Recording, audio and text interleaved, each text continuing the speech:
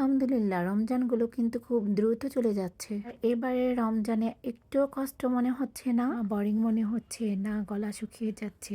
আর রোজাগুলো করতে কিন্তু আলহামদুলিল্লাহ অনেক অনেক ভালোই লাগছে। এভরিওয়ান আসসালামু আলাইকুম, আমি সাদ সাথী। আলহামদুলিল্লাহ আমি ভালো আছি, আশা করি আল্লাহর রহমতে আপনারা অনেক অনেক ভালো আছেন। Come my new another daily blog. তাহলে চলুন কথা না পেরে আজকে ডেইলি ব্লগটা শুরু করে ফেলি। আমি আপনাদের সঙ্গে একটু শেয়ার করছি আমি আজকে ভোর রাতের জন্য কি কি রান্না করেছি। গরুর মাংস আলু দিয়ে আর ফুলকপি তরকারি রান্না করেছি। এই তো আজকে ভোর রাতে সাহারিতে কি কি খাচ্ছি সেটাও আমি আপনাদের সঙ্গে একটু শেয়ার করছি। আর ভাত একদমই খেতে ইচ্ছে করছিল না, তো আপনাদের ভাইয়া বললো যেহেতু রোজা রাখবে আর ভাত না খাও কিছু একটা খাও। এই চিন্তা করলাম কিছু পরিমাণ মুড়ি দিয়ে গরুর মাংস দিয়ে খাই। মাংস আর মুড়ি দিয়ে আমি সাহারিটা খেয়ে নিলাম আলহামদুলিল্লাহ। যেহেতু রমজান মাস আর মাছ পরে ঘুমালে আর উঠতে উঠতে এমনিতেও লেট হয়ে যায়। 10টার দিকে ঘুম থেকে উঠেছি আর বাসার কিছু কাজকর্ম করেছি। কর্ম করে আমার আবার একটু দিন হসপিটালে অ্যাপয়েন্টমেন্ট ছিল, তো আপনাদের ভাইয়াকে নিয়ে এসেছি। আমি আর আপনাদের ভাইয়া দুজন এখন বসে ওয়েট করছি ডক্টর দেখানোর জন্য।